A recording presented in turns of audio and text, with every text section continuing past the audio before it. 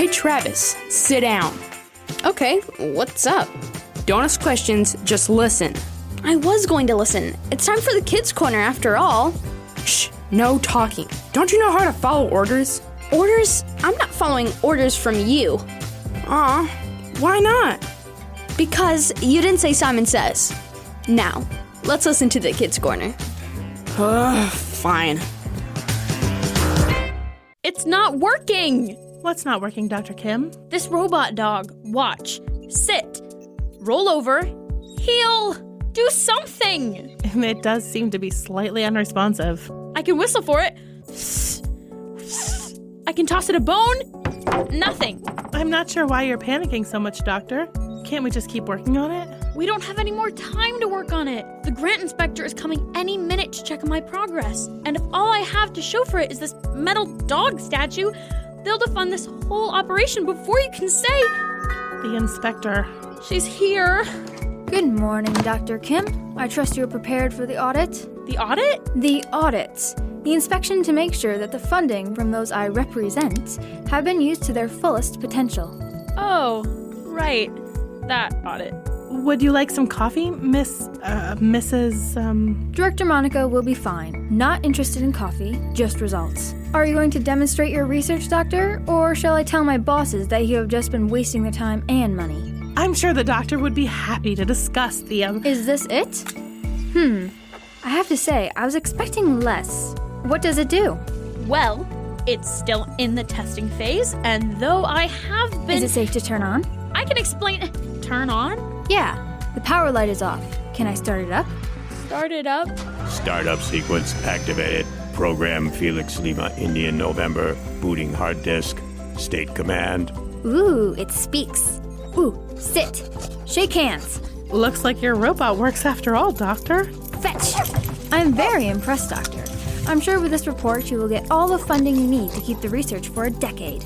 I don't know what to say. Don't say anything and keep working. Remember, you're working on top secret stuff here. What you got there, boy? He's got a radio.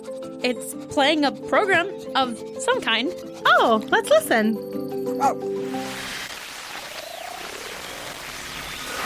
Come on, Flynn. Roll over. Roll over. Roll over. How's the dog training going, Kimberly? No offense, Mr. Jacobs, but I think your dog doesn't have what it takes to learn tricks. Oh, you do, huh? Well, he's always had a mind of his own. Come here, boy. Knock, knock. Oh, morning, Tabitha. Hey, Lionel. Just returning that card table I borrowed a while back. No problem. Just put it over by the radio, and I'll take care of it later. All right. So what's happening in the fabled garage today? Not too much. I'm having some coffee, and Flynn's getting some trick lessons. Oh, I see. Well, I'll take some of that coffee if there's any left. Sure is. Come on in, and I'll get you a mug. Okay, Flynn. No more distractions. Look at me. Come on. See the treat? You get the treat if you roll over. Roll. Hey. Hi. Are you all right? Not really, but I'm here, so things are sure to get a little better. I'm sorry, you haven't been having a good day, Monica. Is there something I can help you with? No, I'm just having trouble with a guy. Ooh, a guy, huh? What? No! Me and... Ew, no! Okay. But if you want to talk girl to girl, I am here for you, sis. I'll keep that in mind. Oh, hey, Flynn. Come on up. I could use a fluffy snuggle. You don't like it when people tell you what to do, isn't that right? Ain't that the truth? Huh? Nothing. You want to go listen to the radio? Yeah, that might help me forget my troubles. Just saying, I am willing to talk it over. Just start the radio. So I told the guy, look, I know you're new here, but the Capresso de Leche is completely different than a mocha espresso. Uh-huh. Very interesting. Yeah. Oh, hello, Monica. I didn't know you were there. Yeah, I got here a little late. She's got a problem with a guy. Kim, come on! So, is this a problem that happens to involve a guy, or a problem because he's a guy? Maybe we should first find out if this is something Monica wants to talk about. This could get pretty personal. No, it's all right, Mr. Jacobs. I guess I was going to bring it up eventually. To answer the question, well, I'm not sure. My teacher assigned us group projects, and we didn't get to choose who was in our group. We got stuck with whoever the teacher chose for us. That sounds awful. Honestly, I don't think it was that bad of an idea. The groups are really fair, and we all are working together. But then there's Kendall. Kendall? Is he the guy? He's the guy. Is he a jerk? Is he moody? Does he have a checkered past that makes it hard for him to fit in, even though he's really smart and he has smoky gray eyes that look deep into yours and know there's just gotta be more to him than what people see if only someone asked? Wow. So, what seems to be the problem, Monica? Kendall's not a bad guy, but this project has turned him into a monster. It's like he has to be in charge of everything. He makes all the decisions and expects us to obey them. He tells everyone what chapters to read, what subjects we should focus on, how to diagram our sentences. For real? For real. I mean, I've heard about people being bossy, but sheesh! Kendall's taking it to a whole new level. Is he being bossy, or is he just being a leader? That's a good question, Kimberly, and there is a pretty big difference, even though they can look very similar. And it's not just because he's a boy either. Miss Tabitha's right. Anyone can be bossy, regardless of who or what they are. Bossiness, I've found, is when you are looking out for yourself more than for others. You might think it's for the good of the group, but deep down, the reason you take charge and tell people what to do is so you feel safe, in control, or powerful. When we let this kind of fear or selfishness lead us to be bossy, we are missing out on the love of God that gets rid of fear and selfishness. I'm pretty sure God tells us that in verses like 1 John 4:18 and 1 Corinthians 13:5. That's where I was heading. So, a leader can't be afraid? I'm sure any good leader would tell you that they very often are afraid. But what I think Mr. Jacobs is saying is a leader is someone who knows everyone is valuable and will work hard to make sure everyone gets to use their gifts to get a job done. They might not always be fearless, but they help others to push on through fear, through trouble, and through pain until they come out on the other side. Couldn't have explained it better myself. Oh, I don't know. You'd probably just go get a drama script that would explain it? Oh, I didn't realize I was explaining away a drama script. I mean, we wouldn't mind if you had one for us anyway. All right. I'll go look for one. Sit tight. We'll listen to the radio as we wait. And now, from the garage of Lionel Jacobs comes the fanciful drama, The Knight and the Knave, an adapted biblical teaching about greatness. Once upon a time, in a faraway land, there lived a talented knight. I just got my knighthood license, and I want to be the greatest warrior the kingdom has ever known. I brandish my steel with grace and cunning, and no troll, giant, or goblin horde will stand in my way. In the same kingdom, outside the castle, lived a lowly servant girl. She had just left home, and like the knight, wished to make a name for herself. I don't have much in the way of coin, but as the queen says, everyone has a part to play in the kingdom. We merely need to find our place. Now, if you'll excuse me, the widow Marcus is sick, and I need to feed her broth. One day, as both young ladies were plying their trades, the queen decided she wanted to do something special. Darling, I want to honor one of our subjects at the royal fair this fall. I'm thinking parades, dances, gifts. What do you think, darling? Splendid idea, love. Who did you have in mind exactly? I don't know yet, but it will be the best person in the kingdom. Of that I will be sure. Oh, so yourself then? Oh, come off it, dear, really. I meant someone else, of course. Well, And not you either. And so it was decreed. Let it be known throughout the land that the queen has in mind to reward the greatest of her subjects with parades, gifts, and honors untold. A year from this day, all shall gather in the castle courts, and you shall all make it known who is the greatest of all. Remember, no voting for yourselves, and there can only be one person chosen. When the knight heard this proclamation, she was very excited. Oh, joy! A trial to test my gallantry and guile, my craft and cunning, my sword and my steed, Hammerfell! Let's go chase some glory!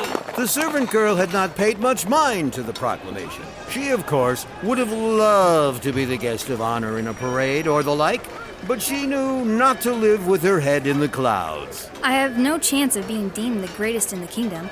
I'm just a knave with only what my wages can buy. Now, if you'll excuse me, I have to help my neighbor fix her door. Meanwhile, the knight went on many an escapade. She slew dragons, won tournaments, and won the affection of many a fair prince. She's so dreamy. These trophies are testament enough to speak of my greatness. I shall surely be honored by the queen when I return. And so it went for the rest of the year. On the day of the great festival, all of the kingdom gathered to cast their votes for who they thought was the greatest person in the land. The knight brought all of her awards and finery, showing off how much she had accomplished. And here is my scrapbook. As this chapter illustrates to great effect, I was a huge hit in the Cyclops Canyon, which is a little more of a ditch in reality, but one eye. It's hard to tell. The servant girl made her vote and spent the rest of the time helping those who were having trouble with the crowd. It's a lot of people, and some of these people have come a long way to be here. Now, if you'll excuse me, I'm eating some fresh water for them and their horses. The final count was tallied, and the queen prepared to announce the greatest of her subjects. All present listened intently to hear who would be honored.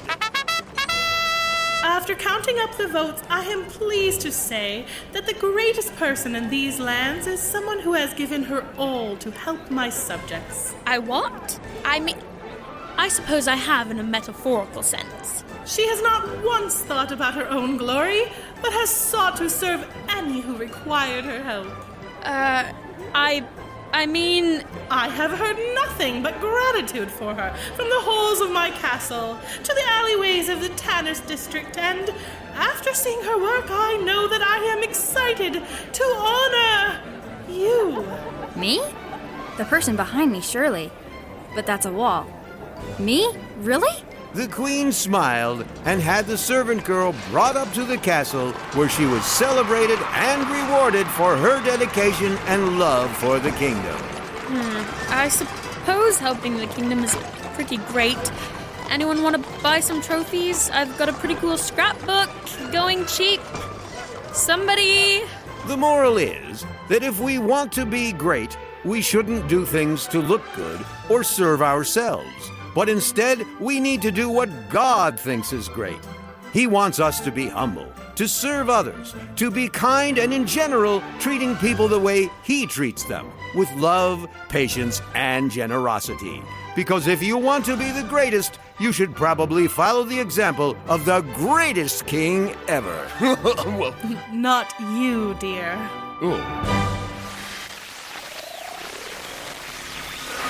Oh, look at what time it is. Here I was thinking I'd be returning a card table really quick, and it's turned into a full-blown visit. Oh, sorry to throw you off your schedule, Tabitha. I hope you're not late for anything. No, I didn't have anything, but I didn't mean to spend all morning taking up your time. Don't even worry about it.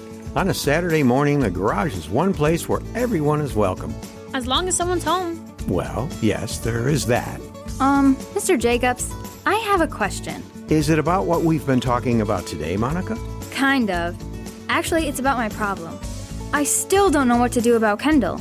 I mean, we spent all morning talking about what being bossy is and how not to be bossy, but I'm not the one who needs to hear this lesson. Kendall is. Oh, right. Very true. Any thoughts, Tabitha? I would say that the first thing to do is talk to Kendall. He might not know that he's being bossy. Yeah, just tell him to knock it off. I think there are better ways to address it, Kimberly. Remember what we said about being a good leader, patience, kindness, love? You mean I should become the leader of the group? I mean, not necessarily. You might need to, but the things that make a good leader are things that we all should have. And if Kendall wants to be a leader, one of the biggest things he should do is to listen to advice. But what if he doesn't? Like I've been saying, Kendall's the one who needs to hear this stuff, not me. I think that's when you need to talk to your teacher and see if she can help. She's the one who set this assignment, and I'm sure that she's willing to help if someone's getting a little too big for their britches. If they what? Does that help at all, Monica? Kind of. Does the Bible have any verses that could help me with this kind of situation? Let me think. I suppose Philippians 2 is a good place to start. Yes, the chapter about following Jesus' example. Matthew 5 also has some good verses on the subject, too. Philippians 2, Matthew 5, Philippians 2, Matthew 5. Do you need me to help you remember? Yeah, that might be good until I get home so I can look them up. No problem. Philippians 5. It's 2, Matthew 5. Oh, we'd better get to your house quick before we get it all messed up. Good idea. Bye, Mr. Jacobs. Take care, girls. All right, I'm headed out, too. Have a good day, Tabitha.